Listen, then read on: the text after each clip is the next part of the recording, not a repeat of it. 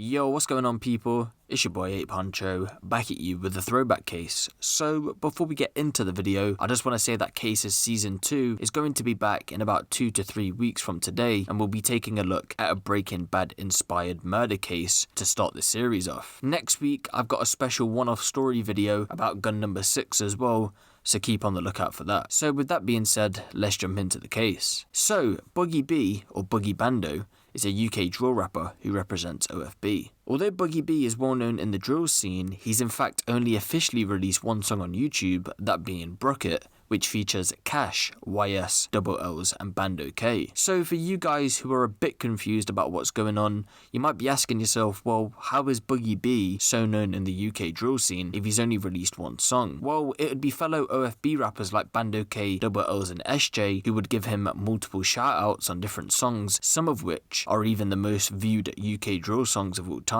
So as a lot of you will know, the reason Boogie B gets shouted out is because his fellow OFB members are always saying to free him. But why? Well, on the 18th of February 2018, a teenager by the name Lewis Blackman, aka Dotty, was stabbed fatally after an altercation at a house party on Earls Court Road in Kensington. Originally, officers had been responding to reports of a large number of vehicles following the party, and when they were patrolling the area, they would discover Lewis with stab wounds in nearby Logan Place at around 3:20 AM. London's ambulance service then rushed to Lewis, but he was pronounced dead at the scene at around 3:46 AM, despite efforts to revive him, and a police cordon had been put in place a short while later. A 19-year-old man was arrested near to the scene on suspicion of murder and possession of an offensive weapon in relation to a separate incident, and he was being held at a West London police station. Detective Chief Inspector Mark Cranwell, who was leading the investigation at the time, said, "While we are in very early stages of our investigation,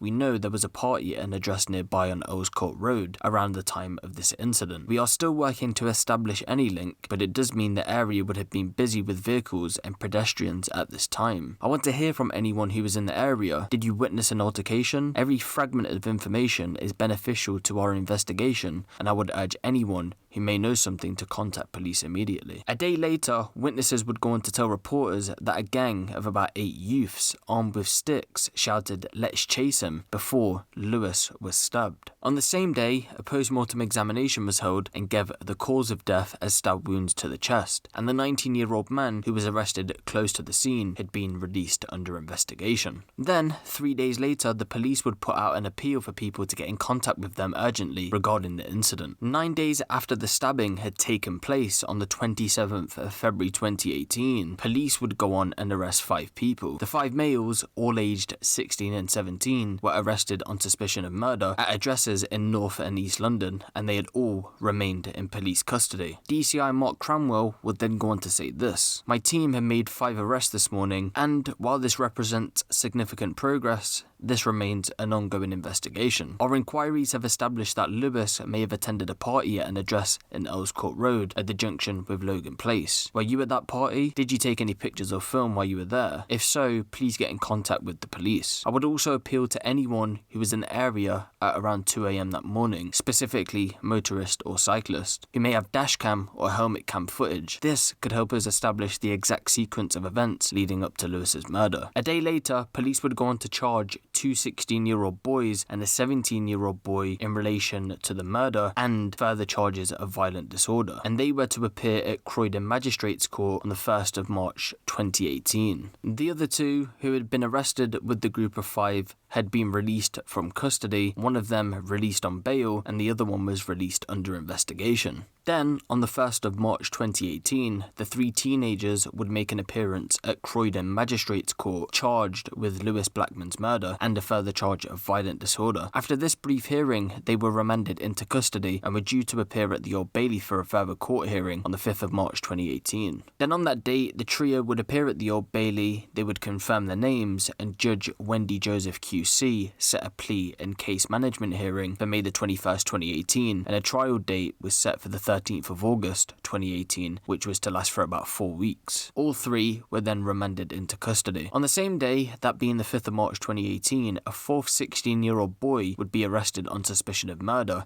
and a further charge of violent disorder. Then a day later, on the 6th of March 2018, he would be charged with these offences. He then appeared in custody at Wimbledon Magistrates Court on the same day and was given a further court date at the Old Bailey on the 8th of March 2018. There's no reports for that further court date, but he would have confirmed his name. A plea in case management date was set for the 21st of May, and he would have been put on trial on the 13th of August 2018, along with the trio. On the 14th of March 2018, a fifth teenager would go on to be arrested on suspicion of murder and a further charge of violent disorder, and he would go on to be charged with these offences on the 15th of March 2018. On that same day, being the 15th of March 2018, he would appear at Wimbledon Magistrates Court, and there he was given a further court date at the Old Bailey for the 16th of March 2018. Again, there's no further reports for that brief hearing, but again, the teenager would have confirmed his name. The judge would have set a plea in case management date for the 21st of May 2018, and he would be put on trial with the four on August the 13th, 2018. On the 19th of March 2018, a 17-year-old boy would be intercepted by police at Heathrow Airport at around 3:44 p.m. after trying to flee the country, and he was arrested on suspicion of murder and a further charge of violent disorder. He was taken to a West London police station and would go on to be charged with the murder of Lewis Blackman and the further charge of violent disorder. He was then to make an appearance at Highbury Corner Magistrates Court on the 21st of March 2018. At that hearing, he was given a further court date to appear at the Old Bailey on the 23rd of March 2018,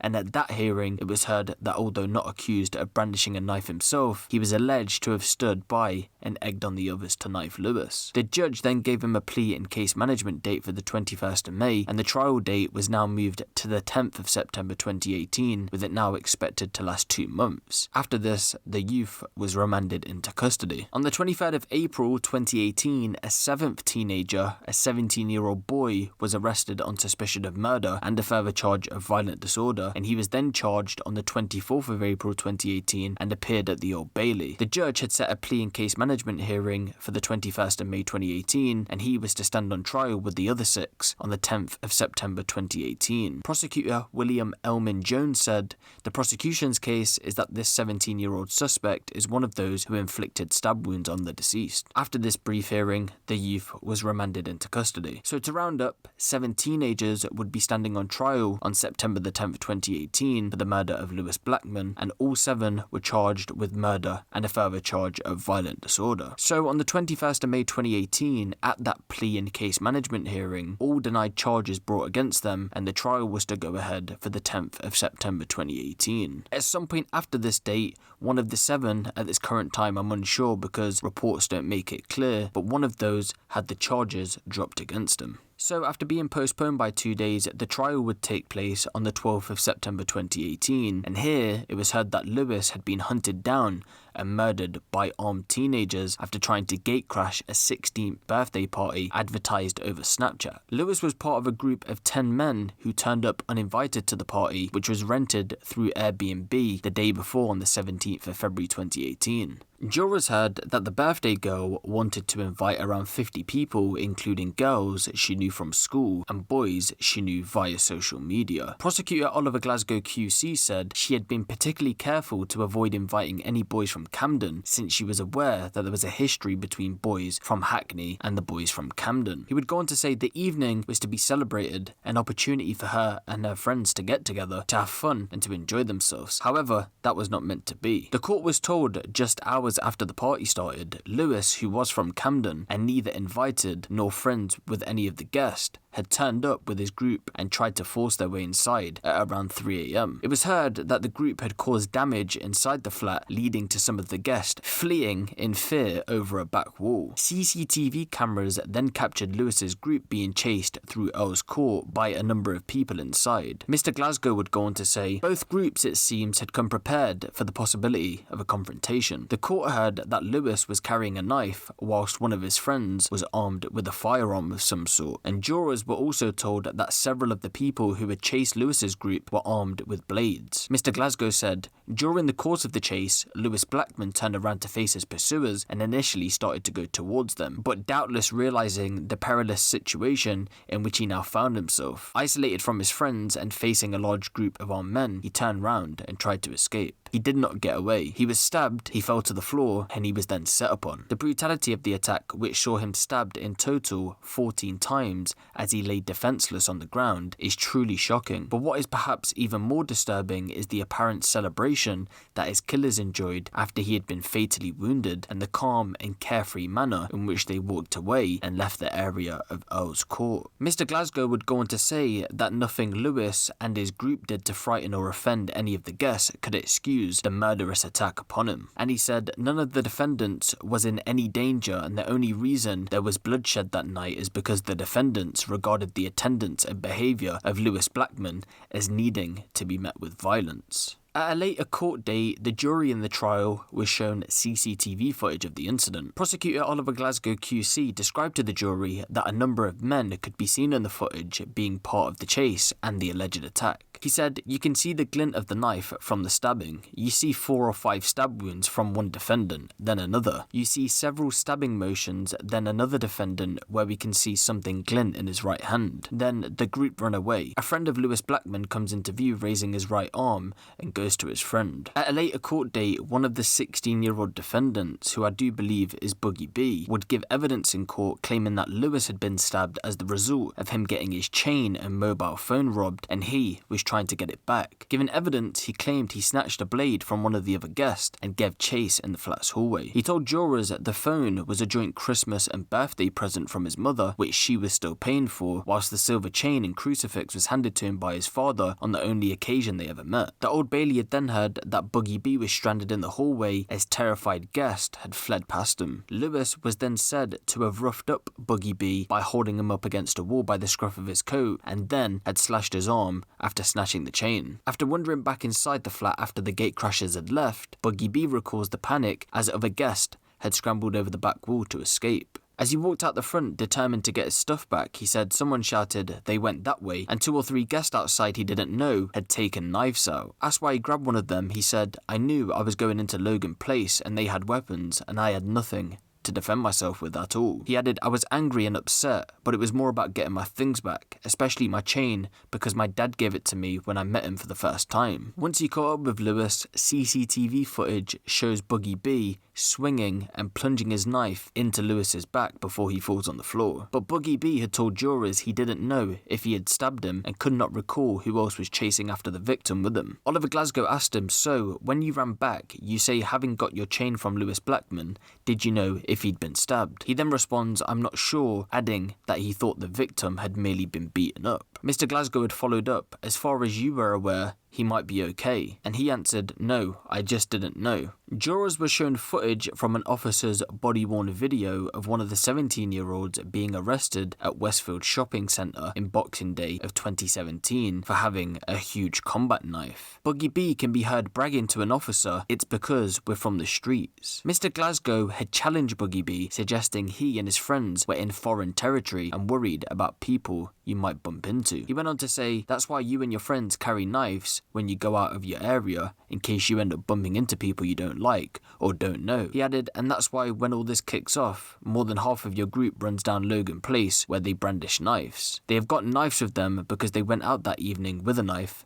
just like you. That's why one of the 17-year-olds had came to get you when there was trouble at the front door, because you were ready for the trouble." And Boogie B replies, "No sir." The prosecution continued, "The reason why you stand at the front door and don't run away is because you're ready for the trouble, and the reason why you've got a knife and are at the front of the group running down Logan Place is because you're ready for trouble." Because Lewis Blackman's group didn't just turn up on the off chance, did they? That group meets and waits at the end of Logan Place, and they know where the party is. And the moment they get to the front door, they start hammering on the front door to be let in. They have gone to the party for a reason, haven't they? Boogie B replies, "There must have been a reason." Boogie B repeats the reply when it was suggested that the other group came to cause trouble and had been looking for you lot. Questioning Boogie B on his claims that he only learned Lewis had died days later on the news, Mr. Glasgow would go on to say, "You knew what happened. You knew the group. you were a part of the group who chased Lewis Blackman, attacked him and killed him. You knew there was no way he could survive that attack because you and your friends stabbed him. That is why another of the 17-year-olds is jumping around on his feet and waving his hands afterwards, because everyone thinks it was a good result. They came into the party you were at and you chased them away and killed one of them. That's why all this happened, isn't it? It's got nothing to do with the chain, it's because you and your friends carry knives, and when someone disrespects you, they end up being killed. And Boogie B would reply, no sir. Then on the 31st of October 2018, Mr. Glasgow would open with, what happened to Lewis Blackman simply is beggars belief. The idea that a group of teenage boys could attack another human being in such a savage manner is appalling, and were it not for the CCTV footage, it might be hard to believe that anyone could have done what these defendants did. They were determined to seek revenge for the way Lewis Blackman and his friends had behaved, and they did not stop until they had caught someone and punished them. Sadly for Lewis Blackman, he was the one who was caught. After this court date, the jury would go to consider their verdicts. And after the verdicts were given, it was heard that 2 of the 17-year-old boys were convicted of murder, and a 16-year-old boy was cleared of murder but was found guilty of manslaughter. Desmond Bompong, now age 18, and a 17-year-old were acquitted of all charges, and a retrial was set for Boogie B after the jury had failed to reach a verdict. And it was reported that after the verdicts had been reached, all the defendants had started to cry alongside the family of Lewis Blackman. Judge Anthony Leonard QC told the 3 convicted, the date on which you'll be sentenced will be decided after a date for the retrial has been set. Until then, you will be remanded into custody. It was also reported that several members of the jury had cried as the teenagers were led away from the dock. So the retrial would start in January of 2018, where it was expected to last for 2 weeks. And again, it's heard that Boogie B is accused of delivering the first stab wound before the group had carried out the attack. Again, the court is told what we previously spoken about in the first trial, again about how the girl was careful to avoid inviting any boys from Camden as she was aware of the history between Hackney and Camden. This time, prosecuting Mr. Tom Lewis QC would go on to tell the jury about how the news of the party had circulated on social media as we previously spoken about, and he would go on to tell the new jury about Lewis's group of friends trying to get in the home, and he went on to say they had not been invited, they were not expected, and they were not friends with many of the young men who were inside the flat. And they were then told that Boogie B had allegedly stabbed Lewis a second time after delivering the first blow, and he would go on to say, the brutality of this attack, we say, is truly shocking. So are the apparent celebration and the calm and carefree way in those responsible walked or jogged away. The prosecution would go on to say the 14 stab wounds were distributed across Mr. Blackman's upper torso, front and back, and to both legs, and the prosecution say the teenager on trial intended to cause serious bodily harm to Mr. Blackman given the ferocity of the first blow. After leaving the area, Boogie B went to hospital where he sought treatment to a wound on his arm. Mr. Little would go on to say the police were called because of concerns the doctor had as to how he'd been injured, but Boogie B had refused to answer any of their questions. He remained silent throughout police interviews after he was arrested, and Mr. Little said the prosecution understands that Boogie B will say he went to hospital because he was attacked by Lewis Blackman. He added, even assuming for one moment it was Mr. Blackman who had stabbed the defendant in the property, the Crown say that provides no defence and cannot begin to justify what took place on Logan Place a minute or two later. The jury was also told even if it was just Boogie B who had stabbed Lewis Blackman, that on its own would have been fatal. A pathologist was brought into court to describe the stab wound allegedly to have been made by Boogie B, and he went on to say, it tracks through the skin, fat, and muscle of the back before reaching the aorta. This resulted in a hemorrhage. The prosecution would then go on to show the pathologist the CCTV footage, and Dr. Ashley Fegan Earl would go on to tell the jury, in my view, it would be consistent with the particulars of this injury, the one we have been describing. But it is important to realise that when I make my examination, I am dealing with a body on a table. Dr. Fegan Earl also explained as a result of damage to his aorta, Lewis Blackman had lost 1.7 litres of blood, confirming Mr. Little's assertion that this injury on its own would have been capable of being fatal. The prosecution argued that this was the first of 14 stab wounds, but the pathologist only confirmed 2 wounds, both to Lewis's upper body, that would have been fatal on their own. Again, the prosecution would go through the CCTV footage, this time with Detective Constable David Field, and he would talk the jury through the footage of the figures leaving the scene and explained his team had identified the defendant and the 5 others from the footage and their clothes. Images of Boogie B attending the Northwest London University Hospital with what appeared to be a heavily bandaged arm were also shown to the jury. At a later date on the retrial, it was heard that Boogie B was accused of being angry and vengeful when murdering Lewis Blackman, but he claimed that he had lost self-control and stabbed out at Lewis after being stabbed himself, as we previously spoken about. Then on the 14th of January 2019, in closing arguments, defending Boogie B, Mr. James Wood QC had said to the jury that the defendant had been left distressed by a brutal and violent robbery at a late night birthday party. The prosecution disputes this, and Mr. Tom Little QC had told the jury it was simply incredible to be asked to believe the defendant's story of having lost self-control. He had told the jury, "This is a group chase, it is a group attack, and it's about revenge. He didn't lose self-control when he was stabbed or when his mobile phone was taken." Summarising the case for the jury, Judge Anthony Leonard QC said, "The prosecution argue he was stabbed by the defendant both when he was running and when he was on the ground. The defendant's case is when he left the flat, he was intending to leave the area, but when he heard someone shouting, he decided to go after Blackman to recover what had been taken from him. The defense say Lewis Blackman taunted him, saying, 'Come and get it, and I'll shank you all up,' and it was at this point that the defendant had lost it, and argue that the defendant did not know if he had connected with Mr. Blackman when he swung the knife." Then on the 21st of January 2019, after deliberating for less than a day, the 17-year-old Boogie Bando was convicted by a jury of murder. He, along with the trio who had also been found guilty, were to be sentenced at a hearing which was to take place on the 1st of February 2019, but the sentencing day would be moved to the 15th of February 2019, and it was reported that the judge had lifted reporting restrictions which would now show who was being sentenced for the murder of Lewis Blackman. Demario Williams, aka Boogie B, who was found guilty of murder, was sentenced to serve a minimum of 20 years in jail. Lawrence Nakuku Lingoni and Paul Glasgow, who were also found guilty of murder, were to serve a minimum term of 18 years in jail. Thierry Edusi was sentenced to 11 years for manslaughter. Judge Leonard had told them, whilst it has been accepted Lewis Blackman was himself acting aggressively that night, he did not deserve to die. His mother described him as fun, popular, and a compassionate person, good at sports, and loved his music.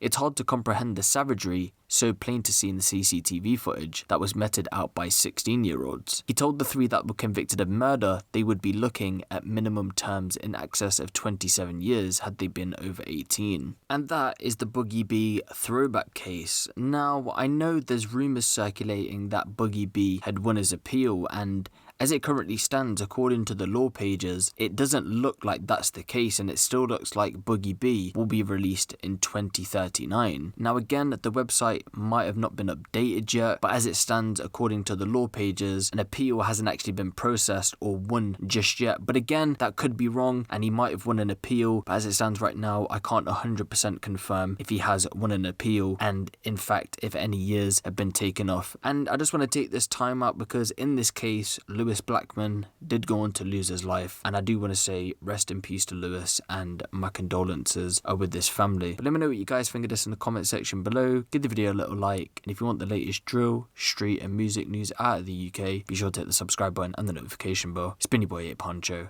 and I'm out.